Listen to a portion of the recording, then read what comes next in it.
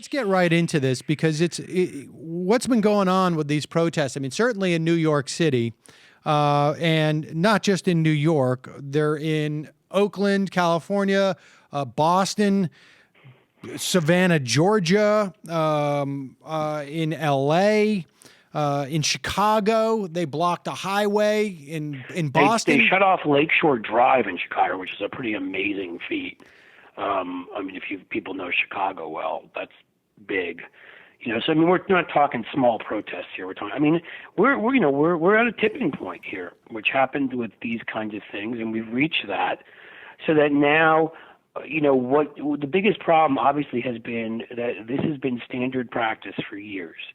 I don't even want to try and comprehend, what has happened in the name of quote unquote justice to innocent African Americans now, really, since slavery ended, but even really since the 1960s and since more recent civil rights reforms and anything else.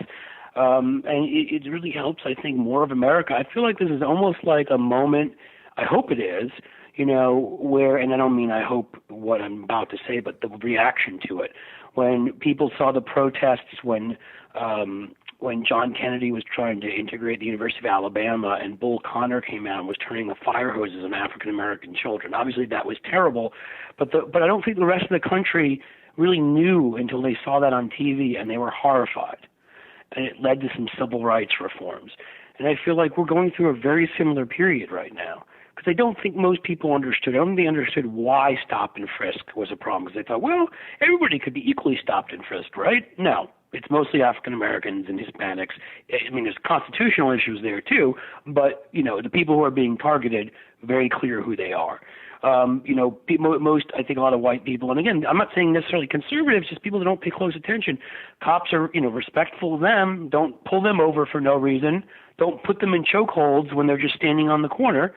So I think this is an amazing moment in that people are having exposure to seeing what this is like, who I don't think have known.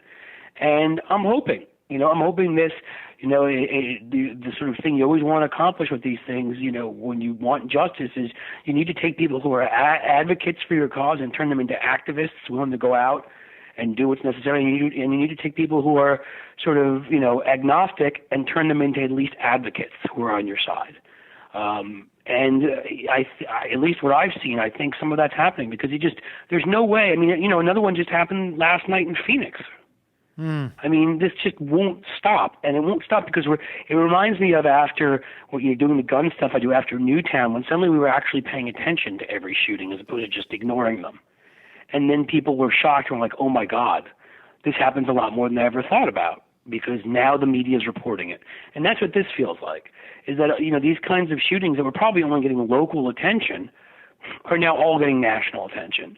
And, we need to look in the mirror and say, what kind of a country are we? We need to do that a lot lately, by the way. But it is an issue of basic justice, basic respect for other people, and basic accountability. I mean, we have a system right now, a grand jury system where normal people, as in everybody else, me, you, anybody, white, black, whoever it is, there's only a 1 in 11,000 chance, according to statistics, that we won't be indicted.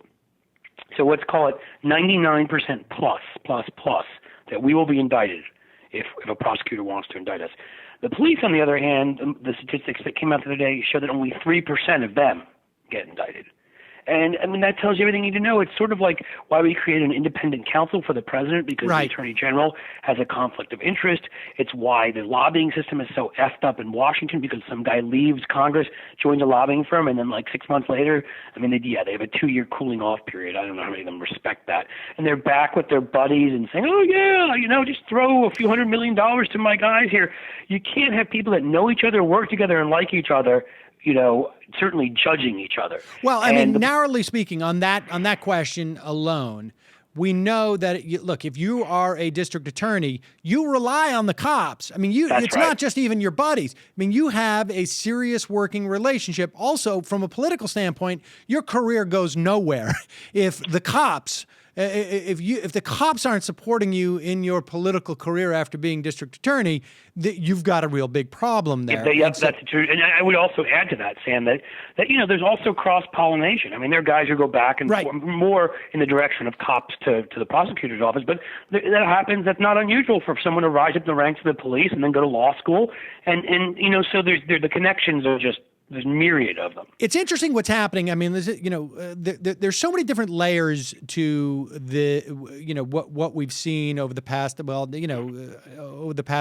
several months. I mean, in terms of problems and in terms of solutions. But narrowly speaking, I mean, and I agree with you. I think there's something about because the Eric Garner thing just seems to be registering with people as being so egregious that it's reaching those people you're talking about who don't pay attention to this.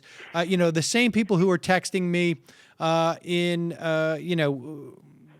in-laws who were texting me like, I can't believe this, what's going on. The looting in Ferguson is so wrong. Simultaneously are also saying now, or I should say subsequently saying, like, this Eric Garner thing is outrageous. I mean, I think it's, a function, and I don't think it's terribly complicated to see why, if someone is just sort of very casually interested in this stuff, why the Eric Garner thing registers more with them. I mean, that's just so clear. Because literally there's video of what happened. I mean, right. I think Ferguson's pretty clear. Well, we have video, yes, which is a key part of it.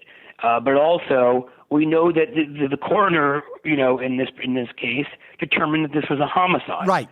So when you put those, I think the video is even more important because I think any facts can always be sort of presented and mutated through the various. But all you got to do is watch the video, and you just walk away going like, oh wow, you're sickened. And if you have kids, you're sitting there like, this guy said, please leave me alone. I'm not doing anything. Right. I can't breathe, and I don't want to go on from there. I'm not saying what I'm saying here. I'm not saying it's all equally important. You're right. The video is by far the most important thing, but I still do think it's important that a coroner, upon seeing this body, determined this was a homicide. Right. Right. This is somebody still who also is tied to the police department. I agree with that. And so the fact that this outcome could come from this case tells you that it's not working. We'll never get anything under a Republican Congress, of course, but there just has to be a federal law. This cannot be allowed to stay in the hands of prosecutors. We can't rely on states to do the right thing here. This is one of those things. Well, that's the thing. We need with all civil rights. I think, like, let's say, just narrowly speaking, in New York State, it does not seem that far-fetched to me that we will get some type of, maybe it's in New York City, or perhaps if Cuomo ever takes his head out of his buttocks, there is a chance of some type of, police review boards people were talking about 30, 40 years ago. Maybe it's time to see those, or maybe it's an independent counsel who is specifically there, some other form, I guess, of a police review board. I guess it functions in the same way, which, so that, because, we saw this with McCullough in Ferguson quite clearly. People can, I don't think, but people might argue whether or not there should have been charges there. But it's quite clear that he went to the grand jury as a way of avoiding charging Darren Wilson. And I think we saw the same thing in this Staten Island case. These grand juries are set up to be basically a way for a prosecutor to show up and simply say, here's the evidence I would present at trial. That becomes the standard. You have no one in, like you say, 99% of grand jury hearings arguing the other side of the case. In other words, I'm going to impeach that evidence that you've offered, or except for in those situations where the district attorney doesn't want an indictment. And so they basically say, okay, I'm not going to push just my evidence or even all of my evidence. I'm going to allow the cop to come in and talk to you for 4 hours, and I'm not going to in any way try and impeach what he's saying. And so, so in New York, there seems to be more potential, perhaps, for some type of, Letitia James is already out there saying we need a special prosecutor, really a police review board by another name. And, we do have a guy in office who has instituted some reforms since he's gotten in office. The stop and frisk is a big one. $130 million the other day for some sort of de-incarceration projects. But I will say this quickly, and I think I'm colored by some of the work that I talked about 2 weeks ago on the Innocence Project and seeing the police frame somebody. In that case, it was African American.